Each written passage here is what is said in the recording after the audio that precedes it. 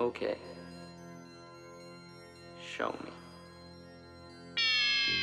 Hi there guys, welcome back to the Dr. C channel. Thank you very much for tuning in. And I got me a box, and usually that means that this would be a review or maybe a first look and a first flight of this Holybro Copis Racing 3-inch quadcopter.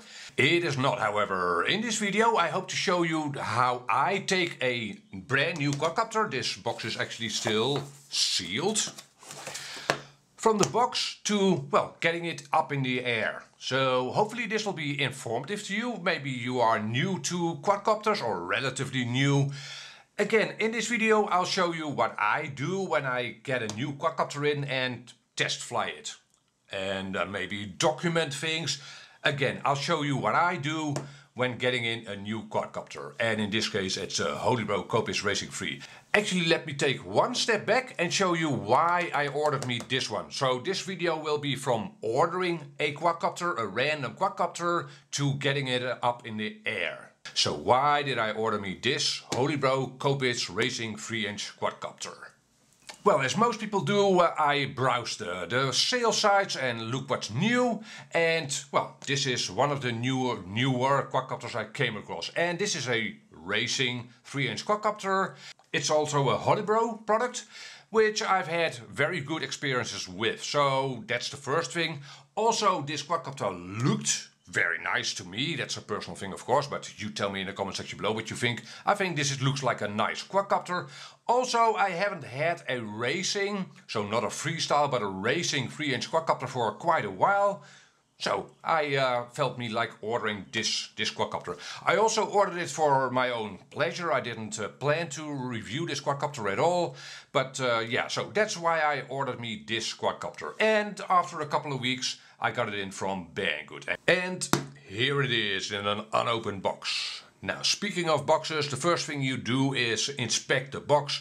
You automatically inspect the box, of course, but if this box would have been damaged, I'd take a picture of the box just to, you know how it is, right? If you want to send things back or get a rebate or anything, if it's broken, you'll have to show, in this case Banggood, pictures of how you got your box. So in this case the box looks, well, a little bit scratched, but it's fine, right? The quadcopter should be fine. It's not damaged really. So then you take out your knife and open up this box. So let's see what we actually got. I am expecting a ready to fly quadcopter. Oh, sorry, a bind and fly quadcopter, which is something I wanted to use for this video. Something that came with a receiver, right? So this quadcopter should have a receiver in it, and I already see some antenna over here. And the quadcopter should be set up correctly. The receiver should be set up in Betaflight already. And okay, so let's see. Yeah, obviously you need to put the propellers on and maybe somehow reallocate these receiver antenna. Not sure. And at the rear we see an FPV antenna, which we will have to stick in place from the looks of it. This is all for shipping, to make it a small package. And the battery strap is already in place. There's an anti-skid pad at the bottom. Okay, so as usual for a Holybro product, this looks fine. The quadcopter looks assembled, and the only thing you need to do is add propellers, bind the quadcopter obviously to your radio. This is an FrSky compatible receiver, or compatible, it should have, I'm not completely sure, an XM Plus or an R-XSR receiver, doesn't really matter, a receiver, and I'll have to bind that to my radio. And yeah, then I always go through the entire setup in Betaflight, which I'll show you what I do, what things I might change. But the quadcopter looks fine. We got one set of propellers, we got another set of propellers, that's nice, a spare set of propellers. We got ourselves a care package with prop screws, some zip ties, a turtle fin, which I'll show you more about in a second, some cabling and a receiver manual. Okay, most of these things are spares, I'd say. Well, most, no, not most, but the cabling here should be spares. And we got a bit of documentation for the frame from the looks of it. Yeah, that's nice. That would definitely be something I'd show in a review, right? And it's useful, even though frames like these aren't rocket science. Basically dime a dozen. And yeah, okay, so that's everything in the box. Yeah, that's everything that's in the box. So what's next? Well, I want to go and get this quadcopter in the air, obviously. So what's next in that process? Alright guys, so after taking your new purchase out of the box and have stared at your new quadcopter for a while, being happy or maybe disappointed, but in most cases you'll be happy with your purchase, but because you've selected it yourself. In this case, I am happy with my new quadcopter. It looks great. The only thing I noticed is that the battery strap doesn't have Holy Bro branding, and if that's the worst thing we'll see in this quadcopter, we'll be good to go. Okay, the next thing I do with any quadcopter is document it. What? Document it? Okay, let me show you what that means. Documenting my quadcopter. Or for any quadcopter I buy or build, I create a folder on my hard drive, on my computer. And over here you see a folder named 2021-07 Holy Bro Copis Racing 3-inch. So again, for any quadcopter I get in or buy or build, I make a folder like this. Now you might argue, well, you do that because you make videos about the quadcopter. True, but I also make these kinds of folders for things I don't review. In fact, I make a folder like this for any RC product I use. And I use this folder obviously to store specific information about this quadcopter, and the first thing will be a configuration dump of this quadcopter. And for that I will start Betaflight, the Betaflight configurator. There it is. And I now go ahead and hook up the quadcopter to my computer. Okay, this is genuinely the first time I'm hooking up this specific quadcopter. Looks okay, and at least it connects, so cheeky day. And it will probably be pretty small for you, but I see that this quadcopter has Betaflight 4.1.6 on it, which is fine. Not the latest, I will probably update it, but it should definitely fly on that Betaflight version. Ports, let's see if it makes any sense. Well, there is a serial RX configured on UART 6. The VTX is hooked up, and that's basically everything I would have liked to have seen ESC telemetry, a sensor input for the ESC. But apparently not, and it's not needed to make a quadcopter fly, but yeah, okay, that's the first thing I notice in this screen. I also noticed that this quadcopter has a black box logging memory. Some of it is used, so probably Holy Bro tested at least if the motors ran. And okay, configuration. Basically, I browse through all the settings here, right, to see if things make sense, if anything is out of order. G-Shot 600, no ESC sensor setup. Again, it's not needed, but I would have liked to have seen that. Gyro update frequency 2, that's very low. Should work, but it's low. And okay, telemetry. Okay, so this quadcopter, my quadcopter does have an R-XSR receiver, which is telemetry capable. And I don't know if this is why it's telemetry is on. It's set to S-bus, so probably no telemetry configured for the receiver. Okay, yeah, it is what it is. Power, nothing out of the... Okay, so again, basically what I do is go through all these screens and see if anything is weird. From the looks of it, they didn't put in a specific PID tune. Filter, no, this looks to be all stock, which I must say is a little bit disappointing. Holybro is a premium brand, even though this specific quadcopter wasn't all that expensive for a Holybro product, but yeah. Okay, OSD is okay, it's a little bit more than stock Betaflight. Modes, have modes been set up? There are a couple of modes, and basically all you need, but okay. Well, the quadcopter does have a buzzer, so a buzzer would have been nice. Oh well, LED strip, it doesn't have an LED strip. Okay, weird. And okay, so again, document things. What I do is I hit the CLI tab in Betaflight and I enter diff all double L and hit enter. This will give me a list of settings for this quadcopter that are quadcopter specific. So if I ever screw the set configuration of this quadcopter up, I can use this list to revert back to well, what it was.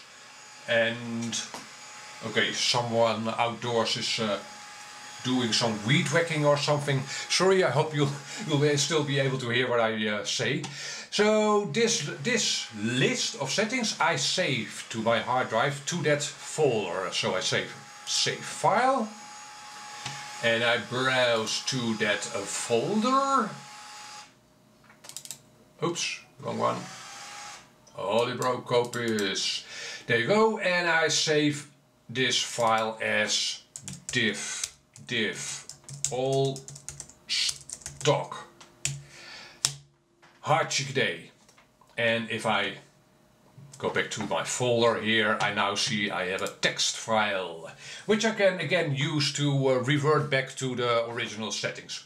Mandatory, if you ever get a quadcopter in, be sure to make this the first thing you do. Save all the quadcopter specific settings to a text file. Again, I get questions on configurations of quadcopters approximately 5 times a week, because people don't, well, save their settings to a text file. This way you won't have to wait for me to provide you with the original settings.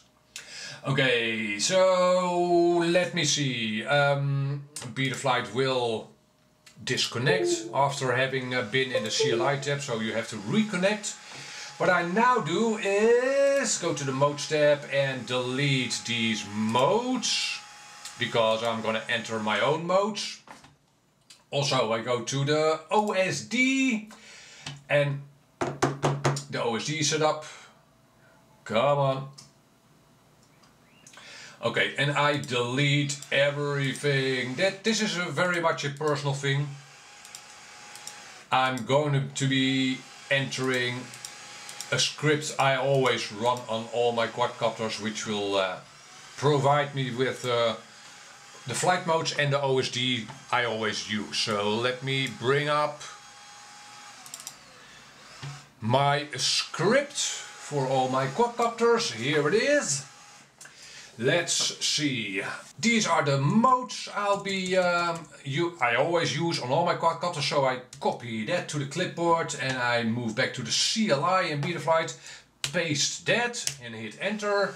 Now I have all the flight modes I always use. R-XSR, very easy. The next thing I'll do is copy paste all the OSD settings I always use. Ctrl C, Ctrl V, and I hit enter. Something was wrong, was dead. Invalid. Okay, oh, apparently this Betaflight version doesn't understand that command. No biggie, no biggie. And let me see, what more do I want from my default script? Probably the VTX table. Yeah, oh, we didn't check if the VTX setup was correct. Yeah, let's do that. That's definitely something you need to do. So I save things as they are now and I re-enter and we'll have a look at the video transmitter setup. Okay, this looks proper. As you can see, the VTX table is populated. So the quadcopter knows all known frequencies or possible frequencies. The output levels have been configured and okay, well, apparently we don't need to run that part of the script. Obviously I set this quadcopter to the frequency I always use. This is obviously a personal thing. Output power, I usually fly my quadcopters at 200. There you go. And I always have low power on this arm on. That means that if your quadcopter is not armed, the output level will be low. Will be the first level basically, 25 in this case. And that means that your VTX won't be burning up when your quadcopter isn't armed. And that's basically it. The rest of this screen looks just fine. So we hit save. And if we move back to the modes, we now see the modes I always use. So that worked, and OSD should now be the OSD I always use. This might look familiar to you if you've ever watched my DVR recordings. So that works. Very nice. Now there are two more things I want to document, or I want documentation of, and that's the flight controller and the VTX. This quadcopter basically has a 4-in-1 ESC, a flight controller and a VTX, which are the main components. The 4-in-1 ESC only has solder points for the power leads and the motors. Nothing special on the 4-in-1 ESC that I want to document. However, the flight controller I want to have all the solder pads documented for. And by the time you want to be working on your quadcopter, the quadcopter might be discontinued, right? Maybe you want to change to a different kind of receiver in a year, or a different VTX in a year.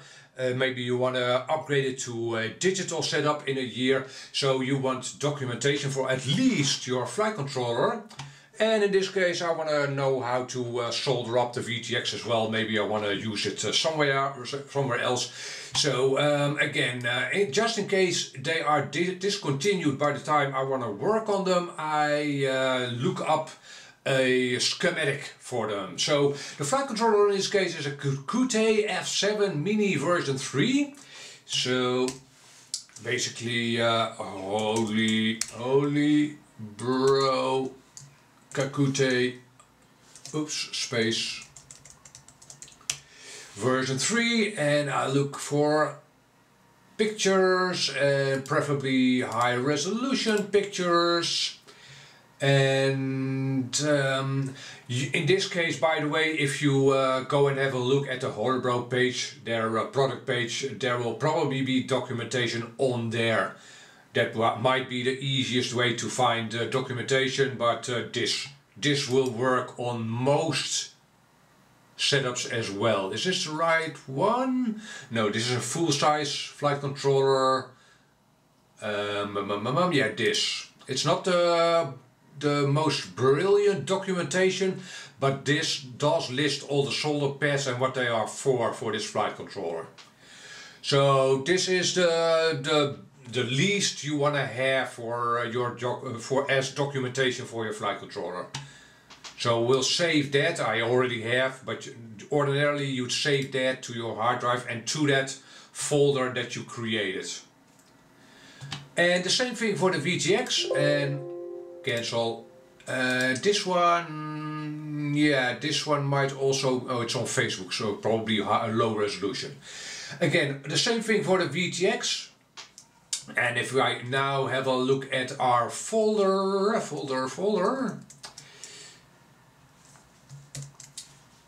here is that folder. I now have, first of all, the text file with the configuration down from Betaflight, a schematic for my flight controller and a schematic for the VTX. So Again, that's the least you want to have. And it'll come in handy, trust me.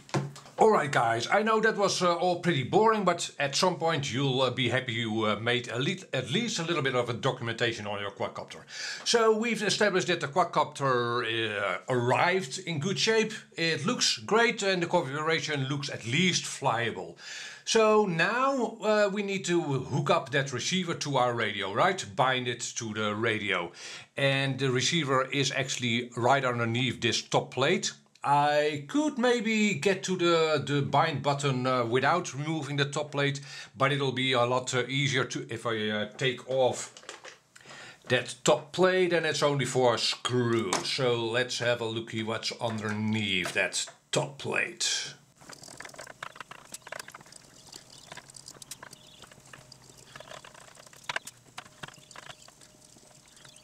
Hachikiday, there is our R-XSR receiver, and where the hell is the bind button? Is it underneath? Yeah, okay. That's a bit inconvenient, right? So the bind button was on the bottom side of this receiver. I would have never been able to get to that bind button. Oh well, again, it's only 4 screws, but here is the bind button for our receiver. And okay, so we now need a battery. I've got a battery here. Quadcopter has an XT30, right? So there it is, 4S battery. And let's fire up the transmitter. Welcome to OpenTX. Throttle warning, acro mode. Okay, and doesn't really matter on what quadcopter my radio is on. I will maybe create a model in my radio for this quadcopter, but it's not really needed, at least not for now. So let's get into the menu and put the cursor on the bind option. Note that I'm not putting it in bind mode yet. I first want to have the receiver in bind mode and then put the radio in bind mode. Why? I know that most explanations or how-tos tell you to first put your radio into bind mode. That is not convenient at all, however. See, if I now put the receiver into bind mode, I'll have LEDs light up on my receiver. Alright, we now have 3 LEDs on our receiver. The blue LED is lit up constantly, the red one and the green one. And I'm now gonna put the radio into bind mode. And I can instantly see the change in the LED. The red LED is now blinking. So this way you can instantly see that the bind procedure worked. Right? This could have not worked because, for instance, the firmware on the receiver isn't the right one, for instance. Well, again, this way, if you first put the receiver into bind mode and then your radio, you can just look at the LEDs and instantly see that something happened. All right.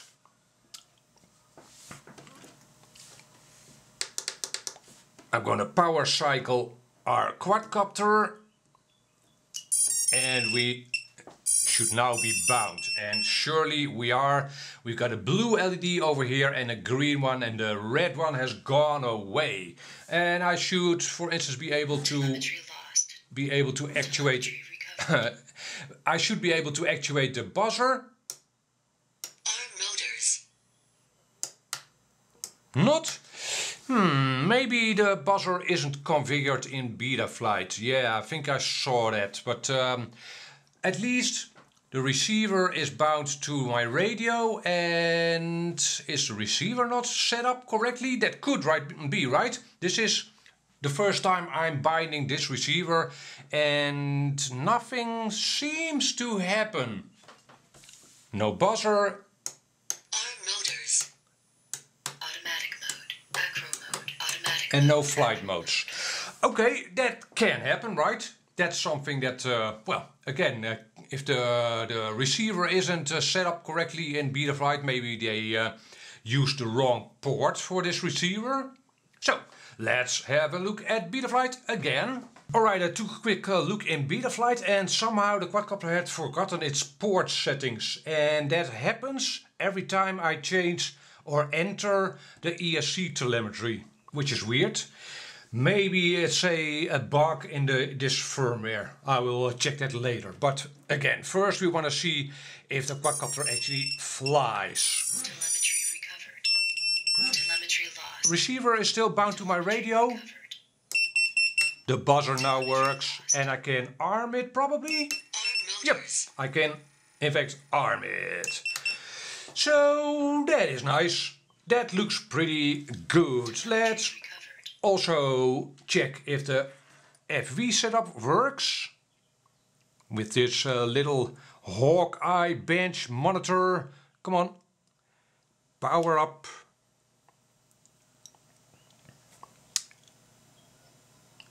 And let's find...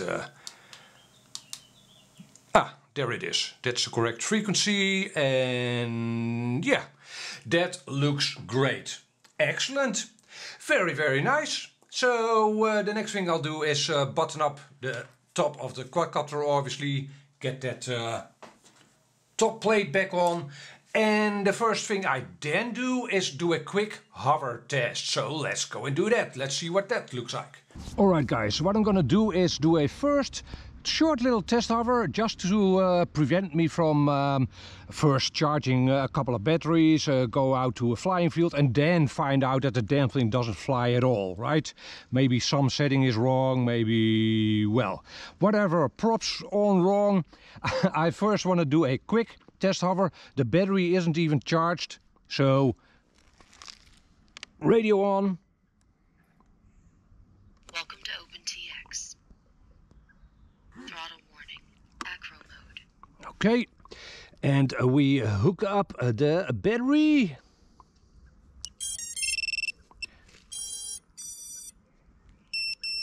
Beep, beep, beep. All right, we set it up. Over there, take a couple of stacks back, you never know. And here we go. So technically this is always its maiden flight, right? I always do a Motors. quick little test hover. And there we go. It does fly. That's nice.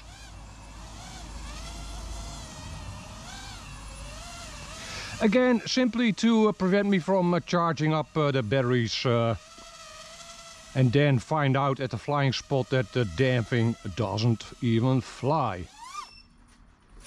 And it even does flips. Okie dokie! I guess we're all ready for a proper test flight. Here we go. Alright guys, so this would ordinarily be the maiden flight, right? In a review scenario. I do see that my R-XSR is 0. We'll just see what happens. Here we go. At least the quadcopter arms.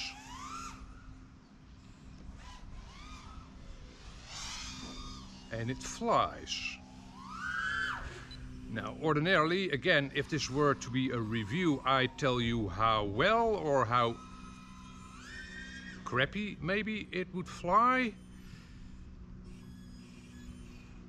But yeah, for this moment, I would personally simply be looking at the tune maybe and trying a little bit of range, even though I'm now flying behind my back.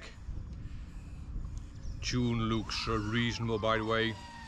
Yeah, R-XSR is 0, so that's a configuration error somewhere. And okay, I can clearly see all the data, the OSD, so I don't need to move things around. I can see my voltage and the flight time, which is great. Okay, so the quad actually flies. Nice. Reception could be better, but again, I'm flying behind my back and now it's a lot better. Low battery. Okay, well, success, I'd say. The quadcopter flies and the tune looks reasonable. So this is stock Betaflight, right? The tune. And that kinda means that the power to weight ratio of this quadcopter is in line with the the typical quadcopter Betaflight is tuned for, set up for. 2 minutes. 2 minutes. Yeah, nice. No real complaints. Again, I don't have an R-XSR and I do want an R-XSR. I also do know that my radio does get a valid R-XSR. So it's no biggie, but that blinking 0 at the top right corner is something I want to get rid of course.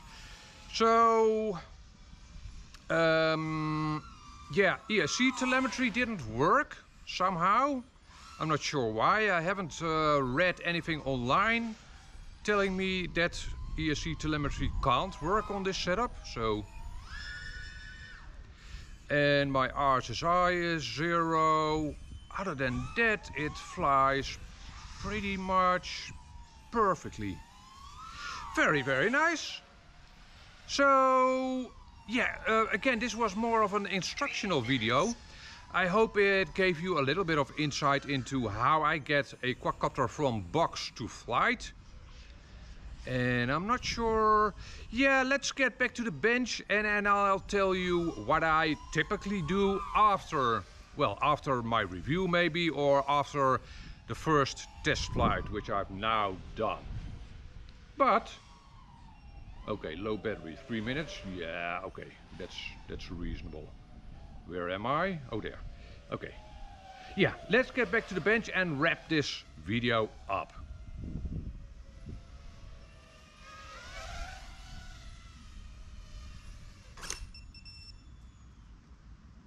Hachiki-day. Alright guys, I think that was a pretty typical way of receiving a quadcopter, getting it flight ready and then testing it. As you saw, it's not a perfect process, even though this is a premium quadcopter. There are always things to mess with, and in this case the tune definitely isn't perfect. I did me 5 flights with the quadcopter by now, and there are definitely oscillations. That might actually be due to the battery I use with this quadcopter. Maybe they set it up. Well, actually, again, there is no tune in this quadcopter. And is it typical? Yeah, again, what tune would they have had to put into this quadcopter for what battery, right? But filter tuning could have been done. Maybe should have been done. You tell me in the comment section below. But yeah, this video I didn't cherry pick a quadcopter for it. I picked the first quadcopter that came in with a receiver. I wanted to do this video with a bind and fly quadcopter to again show you what it's like to get a quadcopter in a box and setting it up for flight. And I hope that was helpful. Maybe it showed you things that you didn't expect or expected. Let me know in the comment section below what you were expecting at the beginning of this video. Or maybe from this quadcopter, this brand or this type. Again, I hope this was somewhat helpful or insightful. And if it wasn't, also let me know in the comment section below. Catch you on the next video. Bye bye.